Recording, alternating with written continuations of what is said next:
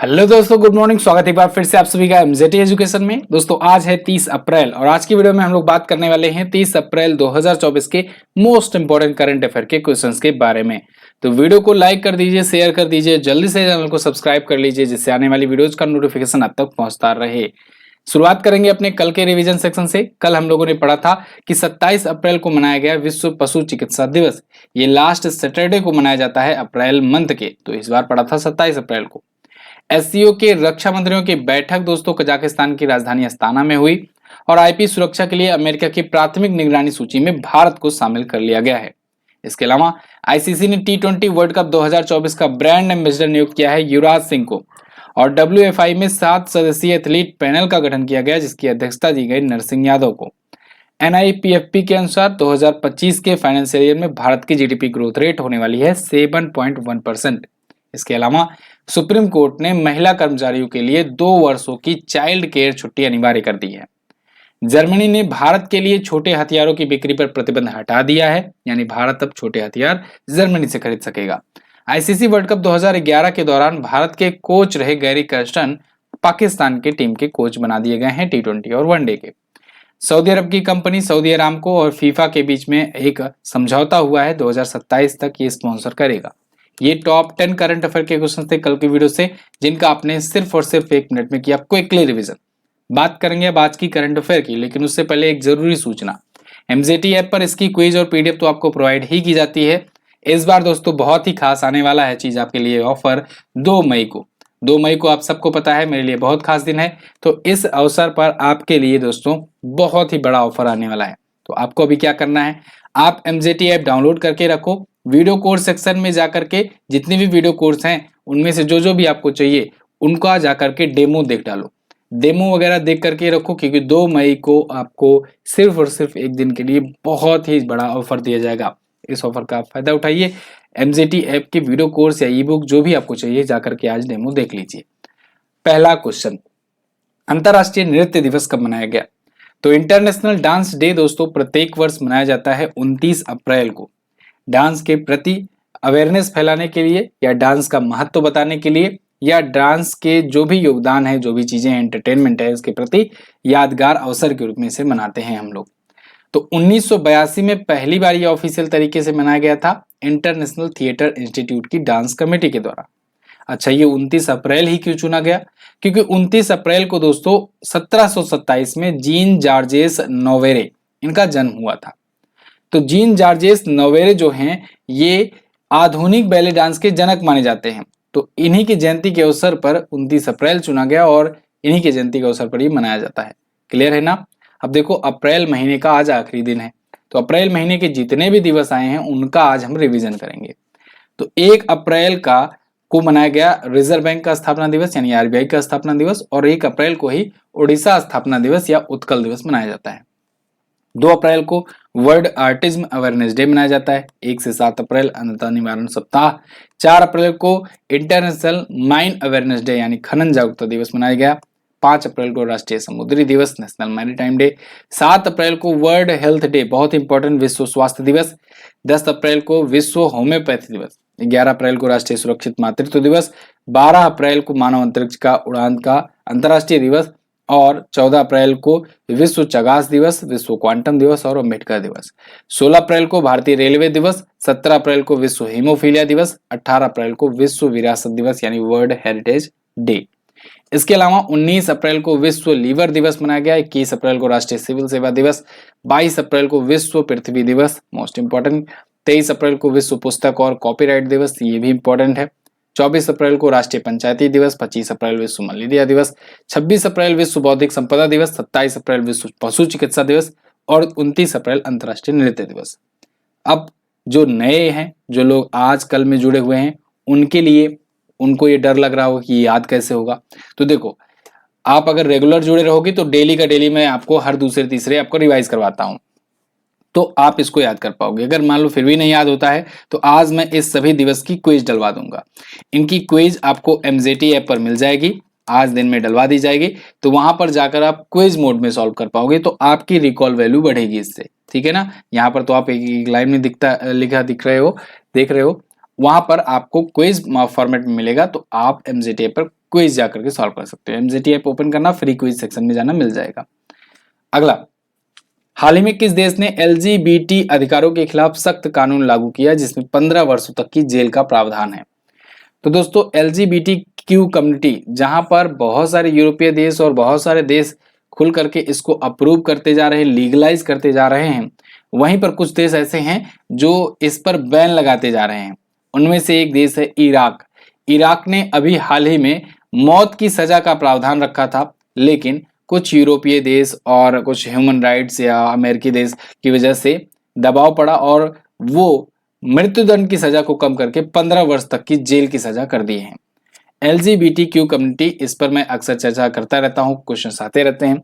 LGBTQ community मतलब lesbian, गे, bisexual, transgender, queer, ये सभी जो कम्युनिटी हैं इनको सबको पूरी तरीके से बैन कर दिया है इराक ने।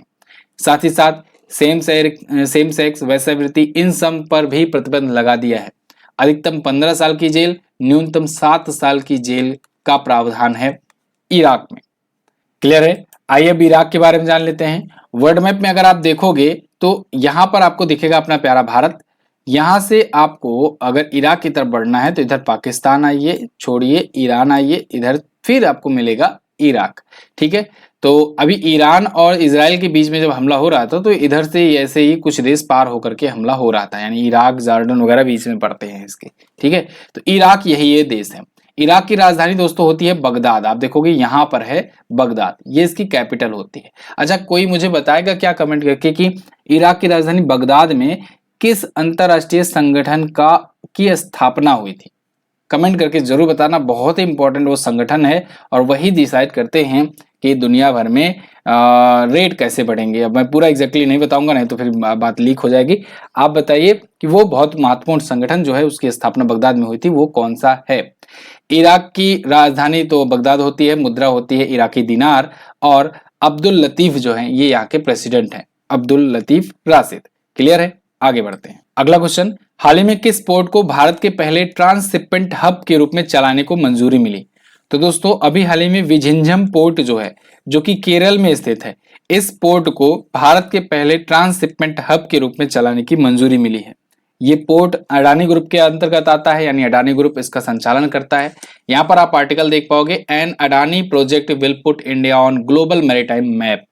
एक्चुअल में ये विझिंजम पोर्ट जो है ना, बहुत ही महत्व रखने वाला है शिपिंग एरिया को लेकर के भारत में, क्योंकि ये इंडिया का पहला full fledge deep water transshipment port होने वाला है। पानी की गहराई वाला पहला पूरी तरीके से ट्रांसशिपमेंट पोर्ट होने जा रहा है और ये स्पेशल इकोनॉमिक जोन को भी कवर करेगा।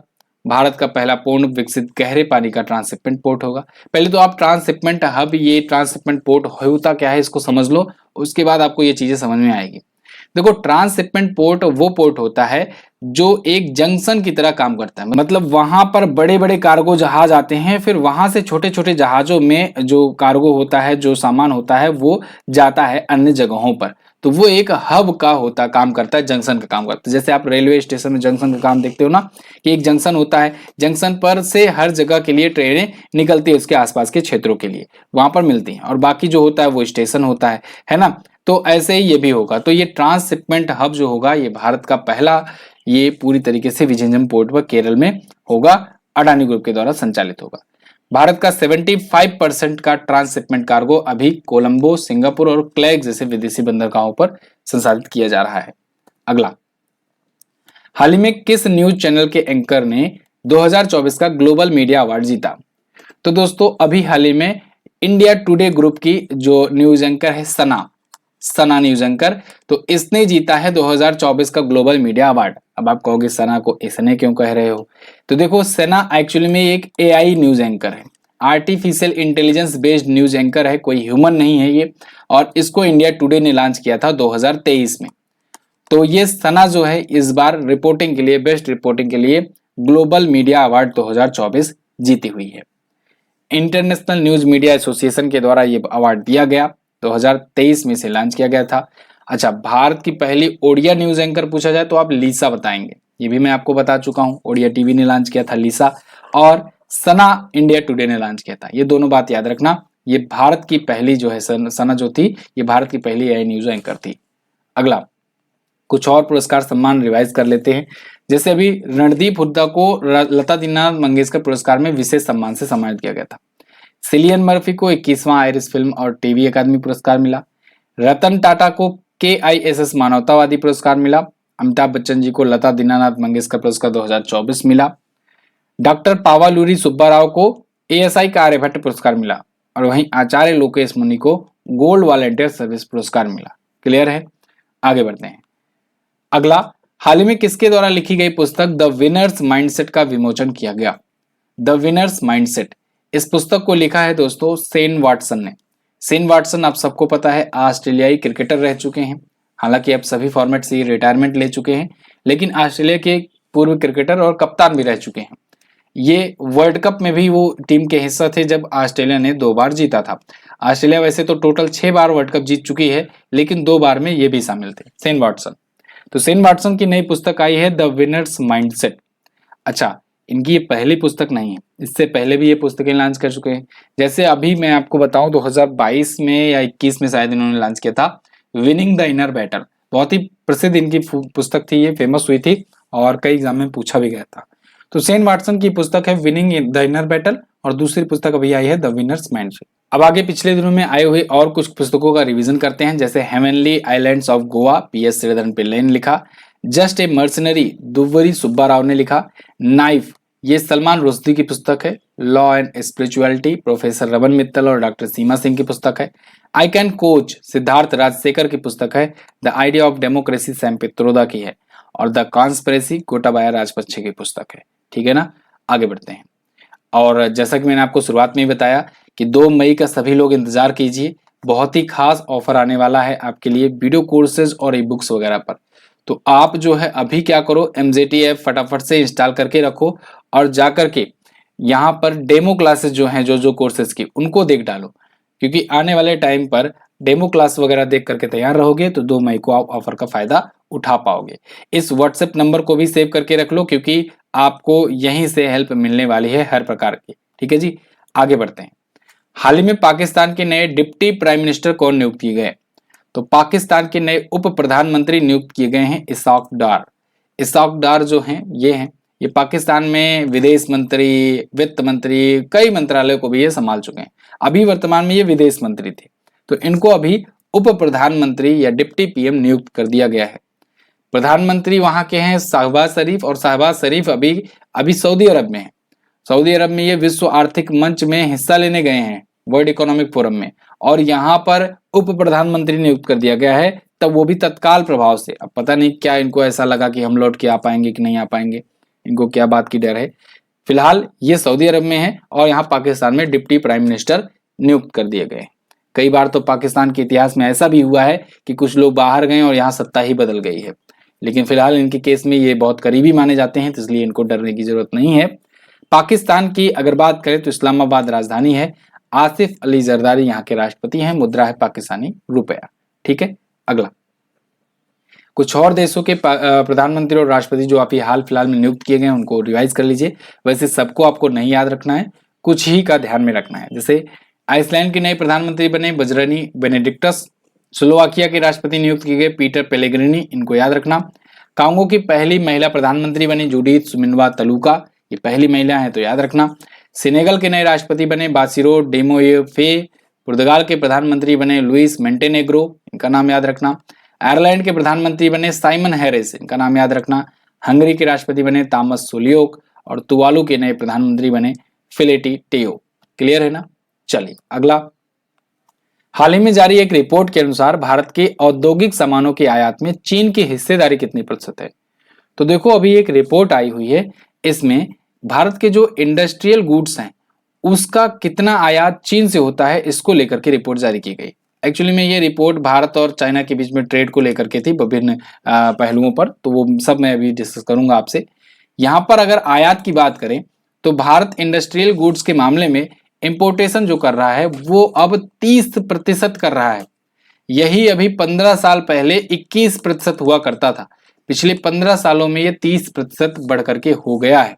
यहाँ पर देखिए, China share in India's industrial goods import jump to 30% from 21% in last 15 year. ये GTRI ने रिपोर्ट जारी करके ये बताया हुआ है। ग्लोबल ट्रेड रिसर्च इनिशिएटिव ने। ठीक है जी, तो ये इंडिया का चाइना के प्रति रिपोर्ट है ट्रेड का।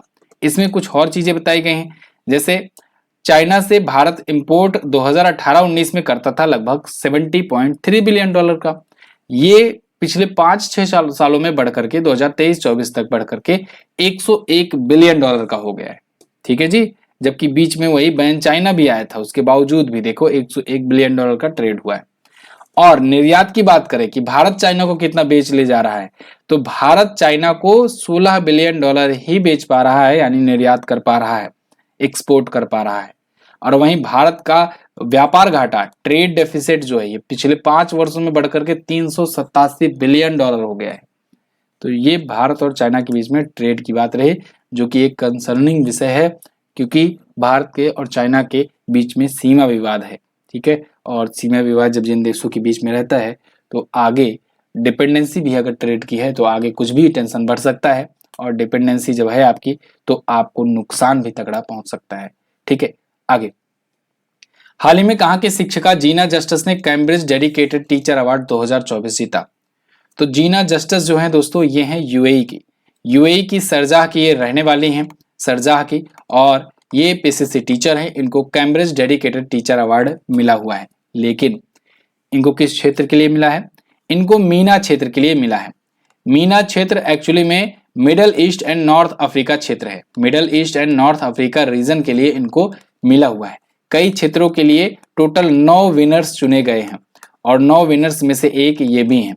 ठीक है, जीना जस्टिस, तो ये यूएई की रहने वाली हैं, ये बात ध्यान रखना। इसके अलावा भारत की मीना मिश्रा को भी अवार्ड मिला है, तो ये भारतीय क्षेत्र के लिए पाए हुए हैं। क्लियर है ना? चलिए अगला, हाल ही में किस महिला ने 60 वर्ष की उम्र में मिस यूनिवर्स ब्यूनस आयर्स का खिताब जीता? तो ये एक इंटरेस्टिंग क्वेश्चन है। देखिए, 60 साल की उम्र में मिस यूनिवर्स ब्यूनस आयर्स का खिताब जीता है एलेजेंड्रा मारियस रोड्रिग्स ने। ये आपको दिख रही हैं एलेजेंड्रा, ये 60 साल की हैं, आपको बिलीव नहीं होगा।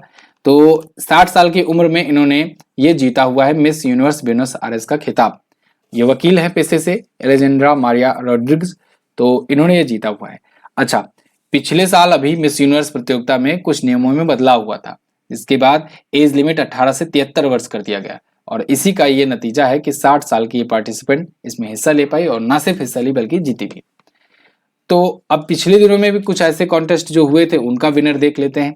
जैसे मिस वर्ल्ड 2024 का जो नतीजा है, जो कि मोस्ट इंपॉर्टेंट है, इसको क्रिस्टलिना पिज़्जिकोवा ने जीता है। मिस यूनिवर्स जीता है दोस्तों सेनिस पलासियोस ने। ये दो सबसे इंपॉर्टेंट है, बाकी तो आप ध्यान में रख लोगे तो ठीक है, नहीं तो कोई बात नहीं। ये दो तो आपको याद रहना चाहिए, मिस वर्ल्ड, मिस यूनिवर्स। ठीक है, अगला, हाल ही में प्रसिद्ध गायक सुब्रमण्यम धारेश्वर का निधन हो गया। ये किस शैली के गायक थे? तो सुब्रमण्यम धारेश्वर जी दोस्तों, ये यक्षगान के गायक थे। यक्षगान आप जानते हो कर्नाटक का लोकगीत होता है, कर्नाटक का प्रसिद्ध लोकगीत होता है, और कई बार एग्जाम में पूछा गया है। तो इसके ये प्रसिद्ध कलाकार थे, प्रसिद्ध गायक थे सुब्रमण्यम धारेश्वर। इनका अभी निधन हो गया है। द हिंदू का आर्टिकल आप देख पाओगे, senior Yakshagana Bhagavata Subramanyam Dhareshwar pass away. 66 वर्ष की उम्र में ये इस दुनिया को छोड़कर चले गए। बेंगलुरु में इनका निधन हुआ। ये प्रसिद्ध रंगमंच यक्षगान गायक थे। ये भागवत स्वर्गीय नरप्पा उपुरा किस्से से थे, नरनप्पा उपुरा किस्से से, और कर्नाटक राज्योत्सव पुरस्कार से भी सम्मानित किए जा चुके थे। तो इनका निधन हो गया है। तो बस दोस्तों, ये तो थे आज के दिन के टॉप 10 करंट अफेयर के क्वेश्चंस। आई होप आपके लिए ये वीडियो सबसे कम समय में सबसे ज्यादा इंफॉर्मेशन के साथ प्रेजेंट की गई है। अगर ऐसा है तो वीडियो को लाइक जरूर कर देना, और एक प्यारा सा कमेंट कर देना। अगर शेयर कर पाओ तो शेयर भी कर देना, और चैनल पर अगर नए आए हो, पहली बार वीडियो देख रहे हो, तो चैनल को सब्सक्राइब जरूर करना। कुछ लोग बहुत दिनों से वीडियो देख रहे हैं लेकिन चैनल को सब्सक्राइब नहीं करके रखे हुए हैं, वो लोग भी सब्सक्राइब जरूर कर लें। चलिए लास्ट डे के क्वेश्चंस की बात करेंगे। कल मैंने आपसे क्वेश्चन पूछा था रवांडा की राजधानी क्या है? उसकी कैपिटल होती है किगाली। और आरबीआई के वर्तमान गवर्नर शक्तिकांत दास कौन से नंबर के गवर्नर है? तो ये 25वें नंबर के। आज आपको क्या बताना है? आज आपको बताना है संघाई सहयोग संगठन का हेडक्वार्टर कहां पर है। इसके अलावा वैश्विक बौद्धिक संपदा सूचकांक में भारत किस स्थान पर है। दोनों ही क्वेश्चंस के बारे में जो भी पता हो डिटेल में जरूर आंसर करना। बहुत बहुत धन्यवाद यहाँ तक वीडियो देखने के लिए। अगर आप हमारी पुस्तक वगैरह ऑर्डर कर सकते हैं तो अमेजन से ऑर्डर कर लीजिए। इसके अलावा एमजेटी ऐप का टेलीग्राम चैनल भी है, तो एमजेटी ऐप और टेलीग्राम चैनल दोनों ही आप ज्वाइन कर सकते हो और व्हाट्सएप चैनल भी ज्वाइन कर सकते हो। मिलते हैं अगली वीडियो में, तब तक के लिए नमस्कार, जय हिंद, वंदे मातरम।